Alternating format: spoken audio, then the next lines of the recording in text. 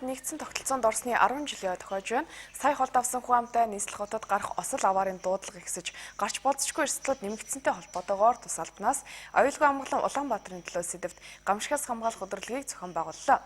Удирдлагын гол зорилго нь иргэд тэр дундаа хүүхэд залуусын гамшиг үед авах арга хэмжээний талаарх мэдлэгийг дээшлүүлэхэд чиглэгдэжээ.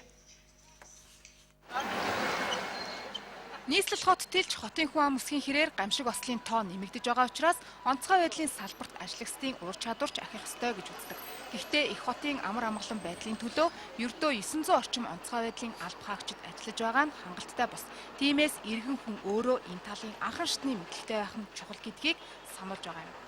Онцгой байдлын албан хаагчид маань бас юу хийдгийг, ямар аюултай нөхцөлд ажилдгийг, ажил мэргэжлийн онцлогийг нь бас тайлбарлан таниулах үүднээс энэ улсын хэмжээнд энэ онцгой байдлын албан сурталчилга өдрөлийг зохион байгуулж байгаа. Энд оролцож байгаа дүүргүүд, нийслэлчүүд маань бас тодорхой хэмжээний мэдлэг мэдээлэлтэй болох бах.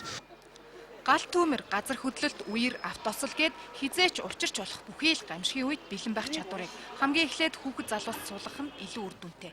Тийм ч учраас нийслэлийн ерөнхий боловсролын сургуулиудын сурагчдын дунд гамшиггүй их дэлхий, эрсдэлгүй их орон сэдвээр гар зураг зохион бичлэгийн уралдаан зарлаж шилдэгүүдийг нь өнөөдөр шагналаа. Мөн гамшигын талаарх сургалтад хамрагдсан хүүхдүүд сурсан мэдснээ өдрөлийн үеэр үзүүлсэн юм. Өсвөрийн аврагчийг бол ховордоод байгаа манай говийн мазаалаг аврыг гэсэн өрөөнд дор одоо өсвөрийн аврагч нар мазаалаг аврыг гэсэн өрөөнд дор одоо энд шалгарсан 6 баг нь энэ дээр одоо өнөөдөр одоо эхний байруудын төлөө өрсөлдөд ингээд байж байгаа. Энэ хичээлийн зөвлөл гамшигаас хамгаалах сургалтуудад хэд хэдэн удаа явагдсан байгаа. Энэний үр дүнд манайх одоо Баянзүрх дүүргийн хэмжээнд мазаалаг аврын өсвөрийн аврагчдын тэмцээн зохион байгуулагдаад манай дүүргээс 33 дахь сургууль маань дүүргээ төлөөлж оролцож байгаа. Ер нь бол энэ сургалтыг явуулах нь бол зөв.